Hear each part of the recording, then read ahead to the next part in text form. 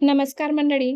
तर आज आपण अगदी मस्त अशी चमचमीत, रसरशीत, मसालेदार आणि दाटसर अशी कमी मसाल्यामध्ये, अगदी कमी वेळेमध्ये मस्त अशी आज आपण काळ्या चण्यांची रस्सा भाजी करणार आहोत. तर करायला अतिशय सोपी आहे. अगदी झटपट तयार होतो. चला तर मग जराही वेळ न घालवता लगेचच रेसिपीला सुरुवात करूया. तर इथं मी काळे चणे घेतले. 1 ते दीड वाटी काळे चणे आपल्याला 7 ते 8 तासासाठी भिजत घालायचे आहे. आता भिजत घातलेले चणे मी कुकरला 2 ते 3 शिट्ट्या होईपर्यंत लावून घेणार आहे. जोपर्यंत आपला कुकर होतो, तोपर्यंत आपण मसाला तयार करून घेऊया. तर रस्स्यासाठी आपल्याला मसाला लागणार आहे. मसाल्यासाठी इथं मी एक बारीक चिरलेला कांदा, 10 ते 12 लसणाच्या कड्या, 3 ते 4 हिरवी मिरची, 2 चमच साबूत धने आणि तेजपत्ता आणि 2 ते 3 अद्रकचे काप. तर अशा प्रकारे आपल्याला हे सर्व मिश्रण अगदी 2 ते 3 मिनिटं हलकं, छान गोल्डन किंवा अगदी सॉफ्ट होईपर्यंत भाजून घ्यायचं आहे आणि लगेचच सर्व भाजून झालेले मिश्रण थंड होण्याकरिता एखाद्या प्लेटामध्ये काढायचं आहे आणि त्याचं आपल्याला अगदी बारीक असं वाटण करायचं आहे. तर इथं सर्व मिश्रण छान भाजून झालं, अगदी हलकं सॉफ्ट झालं. लगेचच कढईमधून मी बाहेर काढून घेते आणि थंड झाल्यानंतर मिक्सरला बारीक करणार आहे. आता त्याच कढईमध्ये आपण रस्स्याला फोडणी घालणार आहोत. पुन्हा 1 ते दीड वाटी तेल घातलं. तेल गरम झालं की लगेचच अर्धा चमच मोहरी घालायची, कढीपत्ता घालायचं आणि 1 ते 2 बारीक चिरलेला कांदा घालायचा आहे. आता हे सर्व मिश्रण अगदी 2 ते 3 मिनिटं किंवा कांदा अगदी हलका परतून झालं की आपण जो वाटण तयार केलं आहोत, तो वाटण यामध्ये घालायचा आहे. तर आता तुम्हाला रस्सा कितपत करायचा आहे, भाजी कितपत तुम्हाला दाटसर ठेवायची आहे, त्यानुसार तुम्ही मसाल्याचा किंवा केलेल्या वाटणाचा वापर करा. आता इथं मी 1 चम्मच तयार केलेला वाटण टाकला. वाटण अगदी छान 2 ते 3 मिनिटं परतून घ्यायचं, अगदी छान दाणेदार. आपल्याला हे वाटण तेलामध्ये परतून घ्यायचं आहे आणि नंतरच यामध्ये आपण काही बेसिक मसाले घालणार आहोत. आता इथे तुम्ही बघू शकता मसाला अगदी छान आपला दाणेदार शिजला गेलेला आहे. लगेचच यामध्ये आपण अर्धा चम्मच हळद घालूया. पुन्हा 2 ते 3 मिनिटं परतून घेऊया. अगदी मस्त असा सुरेख कलर आलेला आहे आणि लगेचच 1 चम्मच धने पावडर टाकला आहे. पुन्हा अगदी 2 ते 3 मिनिटं मी परतून घेत आहे आणि जवळपास 1 चम्मच आपण यामध्ये गरम मसाला घालणार आहोत. सोबतच पुन्हा एकदा छान परतून घेतलं. सर्व मसाले छान 2 मिनिटं शिजवून घेऊया आणि नंतर यामध्ये 1 मोठा चम्मच मी तिखट घातलेला आहे आणि चवीनुसार मीठ घालायचं आहे. आणि आपण जो वाटण तयार केलं त्या वाटणाचं यामध्ये पाणी घालणार आहे. पाणी घातल्यामुळे तुमचा मसाला छान शिजला जाईल, अजिबात करपणार नाही, जळणार नाही.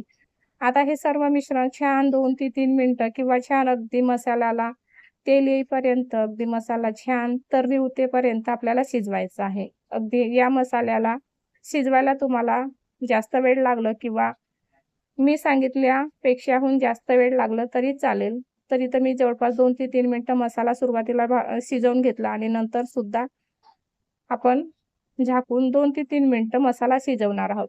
त्यामुळे मसाला अगदी मस्त असा झणझणीत तयार होतो. आता तुम्ही बघू शकता मसाल्याला कलर अप्रतिम आलेला आहे. छान वर असा तेल आलेला आहे आणि नंतर या स्टेजला आपण उकळलेले चणे घालणार आहोत. तर इथं चणे मी घातले आणि जो आपण चण्यामध्ये पाणी घातलेला होता किंवा आपण जो कुकरमध्ये पाणी घातलेलं आहे, कुकर शिजवायच्या वेळेचा, तो पाणी आपण थोड्या वेळानंतर घालणार आहोत. अजिबात आपल्याला उकळलेल्या चण्यांचं पाणी फेकायचं नाही आहे. आता हे चणे आपण या मसाल्यामध्ये जवळपास 5 मिनिटं तरी मस्त असे यांना शिजवणार आहोत, जेणेकरून मसाल्याचा पूर्णपणे अर्क या चण्यांमध्ये उतरेल आणि चणे हे खायला छान असे चटपटीत आणि मसालेदार लागतील. तर इथं तुम्ही बघू शकता अगदी 5 ते 6 मिनिटं मी चणे मस्त असे मसाल्यामध्ये शिजवून घेतलं आहे. अजिबात पाण्याचा वापर न करता आपल्याला हे चणे त्या मसाल्यामध्ये शिजवायचे आहे आणि या स्टेजला आपल्याला आपण जो कुकरमध्ये किंवा कुकरच्या डब्यामध्ये जो पाणी आपला राहिलेला आहे उकळलेल्या चण्यांचा, तो पाणी आपण या स्टेजवर घालणार आहोत. तर अशा प्रकारे इथं चणे छान आपण मसाल्यामध्ये शिजवून घेतलं आणि या स्टेजला आपण उकळलेल्या चण्यांचा पाणी घालणार आहोत आणि या पाण्यामध्ये आपल्याला पुन्हा हे चणे 5 ते 6 मिनिटं शिजवायचे आहे. तर अशा प्रकारे सर्व मिश्रण छान मी मिक्स करून घेतलं, छान ढवळून घेतलं आणि पुन्हा आपल्याला हा चण्याचा रस्सा पुन्हा एकदा 5 ते 6 मिनिटं मसाल्याच्या पाण्यामध्ये शिजवायचा आहे किंवा जो आपण चणे उकडलेल्या पाण्यामध्ये शिजवायचा आहे. आता तुम्ही बघू शकता अगदी मस्त अशी मसाल्याला छान तर्री आलेली आहे. अगदी हलका शिजलेला आहे, मस्त दाटसर झालेला आहे. तरी पण आपण पुन्हा ही भाजी जवळपास 2 ते 3 मिनिटं शिजवणार आहोत. आणि नंतरच यामध्ये आपल्याला पाणी घालायचं आहे. जोपर्यंत आपल्या भाजीला छान असा कलर येत नाही, छान अशी वर तर्री येत नाही, तोपर्यंत आपल्याला चणे या मसाल्यामध्ये शिजवायचं आहे. आता इथं तुम्ही बघू शकता मसाला कितपत शिजलेला आहे. मस्त अशी वर तर्री आलेली आहे.